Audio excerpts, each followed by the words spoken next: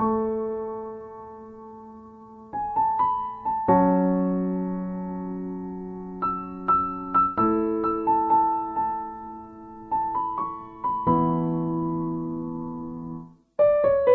দিয়ে হয়তো সুখ কেনা যায় না, কিন্তু বাবার ওষুধ, মায়ের চিকিৎসা, সংসারে নিশ্চিত ঘুম সব কিনে দেয়া যায়। অভাব খুব নীরবে মানুষকে ভেঙে দেয়, আর টাকার অভাব খুব বেশি কাঁদায় অসহায়ত্বে। তাই স্বপ্ন দেখো, পরিশ্রম করো, টাকা কামাও, বিলাসিতা নয়, প্রিয়জনের পাশে থাকার জন্য। হ্যালো এভরিওয়ান, আসসালামু আলাইকুম। কেমন আছেন সবাই?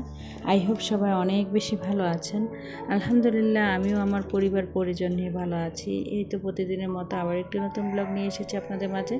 আশা করি আজকের ব্লগটা আপনাদের অনেক বেশি ভালো লাগবে। সকালবেলা ঘুম থেকে উঠেই দেখি বাহিরের ওয়েদারটা অনেক বেশি সুন্দর, আর আকাশটা এত বেশি নীল, মানে কি বলবো, এত বেশি ভালো লাগছিল যা ভিডিও না করে থাকতে পারলাম না। আমার রুম থেকে আর কি আমি জানালা দিয়ে আর কি এই ভিডিওটা করেছি। যদিও আমি নিচতলায় থাকি, তো আসলে দেখা যায় যে ছাদের উপরে উঠলে কিন্তু অনেক সুন্দর ভিউ দেখা যায়। তো আমার বিল্ডিংটা যেহেতু 5 তলা, দেখা যায় যে ছাদ সিঁড়ি বেয়ে যেতে আমার অনেকটাই কষ্ট লাগে। তো যাই হোক, নিচ থেকে ভিডিওটা করেছিলাম, দেখলাম যে এত বেশি সুন্দর এসেছে ভিউটা। আসলে বাইরের ভিউগুলো অনেকটাই সুন্দর আসে আমার মোবাইলে আর কি, কিন্তু বাসার মধ্যে তো দেখা যায় সব জায়গায় তো আর আলো থাকে না। এই যে দেখেন, এখানে কিন্তু নুডলস রান্না করছিলাম। নুডলসটা যখন রান্না করছিলাম তখন কিন্তু কারেন্ট ছিল না, মোবাইলের লাইট দিয়ে কিন্তু আমার তখন ভিডিওটা করতে হয়েছে। তারপরেও কিন্তু আমরা যারা ভিডিও করি, অনেক সময় দেখা যায় যে কারেন্ট ছাড়া, লাইট ছাড়া, অন্ধকারের মধ্যেও কিন্তু ভিডিও করতে হয়, কারণ এটা বাধ্যতামূলক। আমার যেহেতু আজকে ভিডিও দিতে হবে, তো কোনো কিছুই ভিডিও করা ছিল না, তো আজকেই ভিডিও করে তারপরে আর কি এগুলো এডিট করে ভয়েস দিয়ে তারপরে ভিডিওগুলো দিচ্ছিলাম। তো সকালবেলা এখানে সকালে নাস্তায় আর কি আজকে নুডলস রান্না করে নিয়েছিলাম। তো নুডলস দিয়ে তারপরে টমেটো সস দিয়েছিলাম, কিছুটা শসা কেটে দিয়েছিলাম, আর এইভাবে করে নুডলসটা খেতে আমার বাচ্চারা এবং কি আমি অনেক বেশি পছন্দ করি। তো যাই হোক, সকালে নাস্তা খেয়ে তারপরে সোজা চলে এসেছে সংসারের কাজকর্মে। তো একদিক দিয়ে সংসারের কাজকর্ম করব, অন্যদিক দিয়ে আপনাদের সাথে কিছু কথা শেয়ার করব। তা আজকের ভিডিওর টাইটেল আর থাম্বনেল থেকে হয়তো বুঝতে পেরেছেন, আসলে মধ্যবিত্ত পরিবারে যে সেরা 10টি টিপস মানলেই জমাতে পারবেন হাজার হাজার টাকা বা সঞ্চয় করতে পারবেন, সেই টিপসগুলোই আজকের ভিডিওতে শেয়ার করব।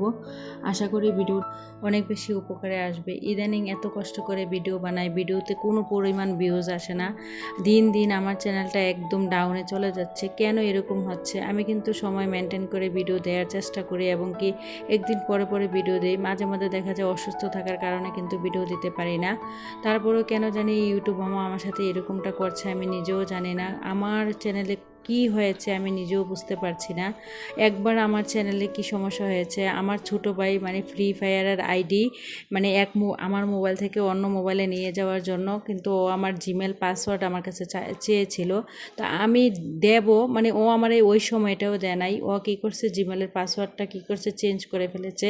যার কারণে আর কি যেদিন থেকে আমার জিমেলের পাসওয়ার্ডটা চেঞ্জ করেছে, ওই দিন থেকেই কিন্তু আমার চ্যানেলের ভিউজ একদম ডাউনে চলে যাচ্ছে। তারপরে আমি আবার নতুন করে তারপরে আর কি আবার জিমেলের পাসওয়ার্ড দিতে হয়েছে। তো ইউটিউব মামা আমার মনে হয় এই কারণেই আমার চ্যানেলটা একদম ডাউন করে দিয়েছে।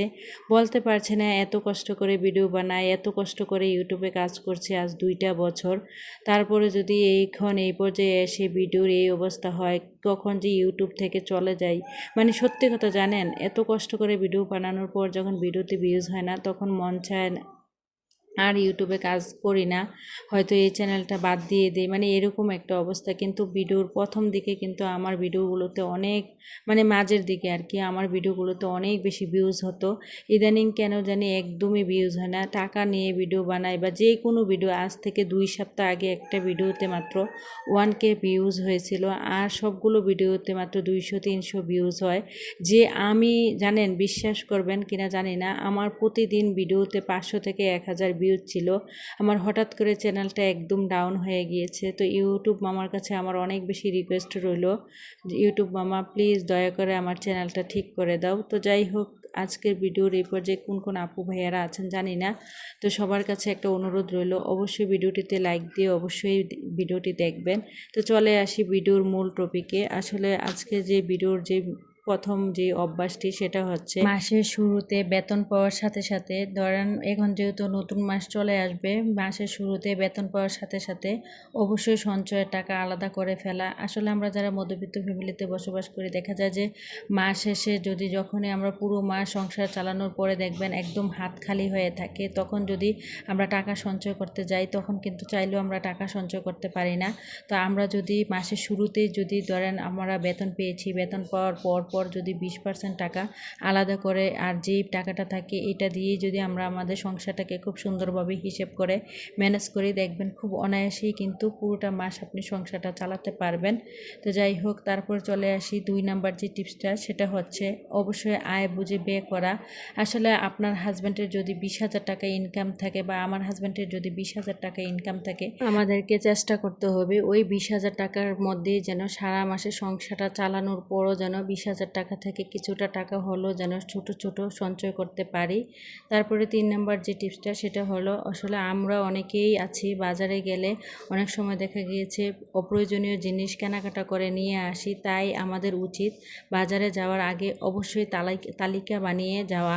বাজারে আপনার বাসায় কি আছে না আছে সেগুলো যদি দেখে শুনে একটু চেক দিয়ে যাওয়ার আগে যদি একটা তালিকা তৈরি করে তারপরে বাজারে যান, তাহলে দেখবেন ওই তালিকা অনুযায়ী যদি আপনি বাজার করেন তাহলে দেখবেন আপনার সংসারটাকে কিন্তু খুব অল্প টাকার মধ্যে কিন্তু আপনি সংসারটা চালিয়েও কিন্তু আপনি সঞ্চয় করতে পারেন। তারপরে 4 নাম্বার যে টিপস মানে উপায়টা, সেটা হচ্ছে আসলে অপ্রয়োজনীয় অপচয় বন্ধ করা। যেমন বিদ্যুৎ অপচয়, আমরা অনেকে আছি বিদ্যুৎ গ্যাস অনেক বেশি অপচয় করি, সেগুলো থেকে আমাদেরকে বিরত থাকতে হবে। অনেক সময় দেখা যায় যে অপ্রয়োজনীয় বা কোনো কারণ ছাড়াই কিন্তু আমাদের ঘরের মধ্যে লাইট, ফ্যান, এসি এগুলো লাগিয়ে রাখি, বা অনেকে দেখবেন গ্যাসের মধ্যে, এই যে এখন বৃষ্টির দিন, গ্যাসের মধ্যে বাচ্চাদের কাপড় শুকান বা অযথা কারণে কিন্তু গ্যাসের চুলা জ্বালিয়ে রাখেন। আসলে এগুলো থেকে নিজেদেরকে অবশ্যই অনেকটাই দূরে রাখতে হবে, তাহলেই দেখবেন আপনার কিন্তু মাসের শেষে আপনার সংসার খরচের টাকাটা অনেকটাই কিন্তু কমে যাবে, এবং কি আপনি চাইলে সেই টাকাগুলো কিন্তু সঞ্চয় করতে পারেন। 5 নাম্বার যে টিপসটা, সেটা হচ্ছে খাবার নষ্ট করা বন্ধ করুন। যতটুকু দরকার ততটুকুই রান্না করার চেষ্টা করুন। অনেকে আছে আগের দিনে একটু তরকারি থাকলে তা কিন্তু ফেলে দেন, কিন্তু আমি কখনোই এই কাজটা করি না। আগের দিনে তরকারিটা আমি কিন্তু নর্মাল ফ্রিজে রেখে দিই, তারপরে দেখা যায় পরের দিন এই তরকারিটা যদি একটু শুকনোভাবে ঝাল করে খাওয়া যায়, দেখবেন অনেকটাই ভালো লাগে খেতে, কিন্তু আসলে ততটা খারাপ লাগে না।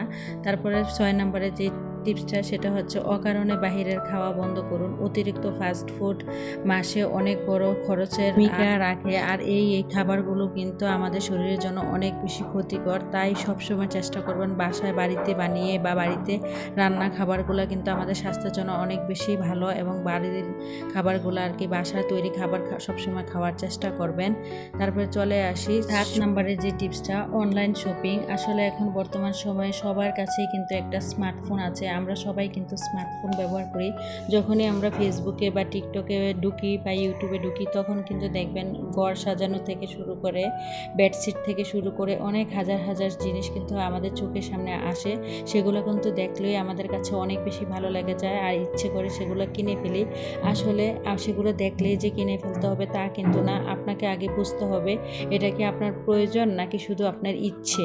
আসলে প্রয়োজন হচ্ছে এমন একটা জিনিস যেটা ছাড়া কিন্তু আমরা বাঁচতে পারি না, চলতে পারি না, আর ইচ্ছে হচ্ছে যেটা ছাড়া কিন্তু আমরা চাইলেও বাঁচতে পারবো, চলতে পারবো। যদি আপনার প্রয়োজন হয় তাহলে অবশ্যই সেটা কেনাকাটা করার চেষ্টা করবেন, আর শুধু প্রয়োজন ছাড়া অপ্রয়োজনীয়ভাবে কখনোই কিন্তু অনলাইনে শপিং করবেন না। আর অনলাইনে শপিংটা কিন্তু আমাদের আসলে সংসার খরচটা অনেকটাই বাড়িয়ে দেয়। তো সেখান থেকে অনলাইনে কেনাকাটা না করে আপনার প্রয়োজনীয় জিনিসটি আপনার আশেপাশে যত মার্কেট আছে সেগুলোতে দেখতে পারেন, আর যদি পছন্দ মতো পেয়ে যান তাহলে ওইখান থেকে কেনাকাটা করার চেষ্টা করেন।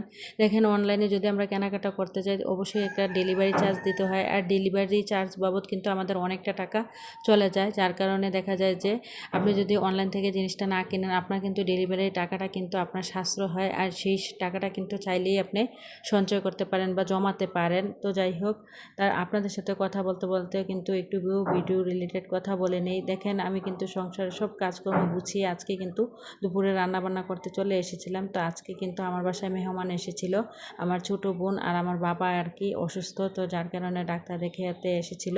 তো বাবার জন্য এখানে আর কি গরু মাংস রান্না করেছিলাম। আর ফ্রিজের মধ্যে মাসের শুরুতেই মানে যখন বাজার করেছিলাম একটা ইলিশ মাছ এনেছিলাম, তো এই দুইটা আর কি ইলিশ মাছ এনেছিলাম, তো তা থেকে এখানে আর কি একটা ইলিশ মাছ বোনা করে নিচ্ছিলাম। তারপর চলে 8 নাম্বার যে টিপসটা, সেটা হলো অনেকেই আছি মাসের শুরুতে যখনই বেতন হাতে পাই তখন দেখবেন সাথে সাথে কিন্তু দেখবেন অনেকে অতিরিক্ত খরচ করে ফেলেন বা অতিরিক্ত খরচ শুরু করে দেন।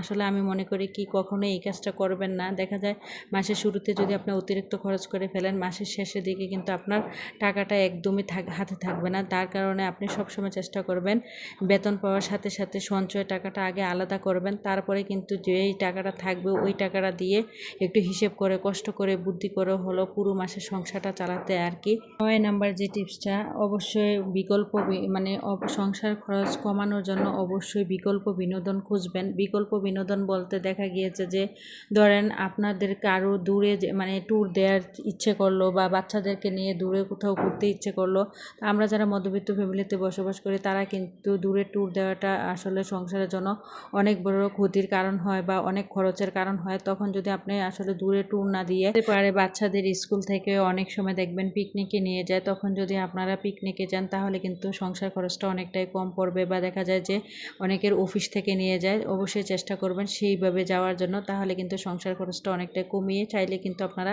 হাজার হাজার টাকা পয়সা কিন্তু আসলে সঞ্চয় করতে পারেন। তারপরে 10 নাম্বার যে টিপসটা, সেটা হচ্ছে পরিকল্পনা ছাড়া কেনাকাটা বন্ধ করুন। দেখেন আপনি যদি কোনো কিছু কেনাকাটা করার থাকে তাহলে মাসের শুরুতেই আপনি চিন্তা ভাবনা করে নেবেন বা হিসাব করে নেবেন বা বাজেট প্ল্যানিং করে নেবেন যে এই মাসে আপনার কোনো কিছু মানে বড় ধরনের ধরেন আপনার কোনো ড্রেস বা বাচ্চাদের কোনো ড্রেস বা কোনো কিছু যদি কেনাকাটা থাকে, তাহলে মাসের শুরুতে একটা নির্দিষ্ট বাজেটের যখন তৈরি করবেন ওই বাজেটের মধ্যে তখন প্রয়োজনীয় জিনিসটা রাখবেন। এতে করে দেখা গিয়েছে সংসারের খরচ একটু কমিয়েও হলো ওই জিনিসটা আপনি কেনাকাটা করে ফেলতে পারবেন। তা এতে করে কিন্তু কম খরচে অল্প খরচের মধ্যেই কিন্তু আপনি আপনার সংসারটা চালাতে পারবেন। তো যাই হোক, আশা করি আজকের এই 10টি টিপস আপনাদের জীবনে অনেক বেশি উপকারে আসবে। আপনাদের সাথে কথা বলতে বলতে কিন্তু বিকেলে এখানে বাচ্চাদের জন্য ফ্রেঞ্চ ফ্রাই করে নিয়েছিলাম আর আমার বাসায় তৈরি সস ছিল। আসলে বিকেলবেলা যদি বাজার থেকে খাবার এই নাস্তাগুলো কিনে আনতে যাই তাও কিন্তু আমাদের সংসারে একটা বাড়তি খরচ চলে যায়। সবসময় চেষ্টা করবেন বাচ্চাদেরকে বাসায় খাবার তৈরি করে দেওয়ার জন্য। সকালের নাস্তা থেকে শুরু করে বিকেলের নাস্তা সব কিছুই কিন্তু আমি সবসময় চেষ্টা করি আমার বাচ্চাদেরকে বাসায় তৈরি করে দিতে। তো যাই হোক, আশা করি আজকের ভিডিওটা আপনাদের অনেক বেশি উপকারে আসবে।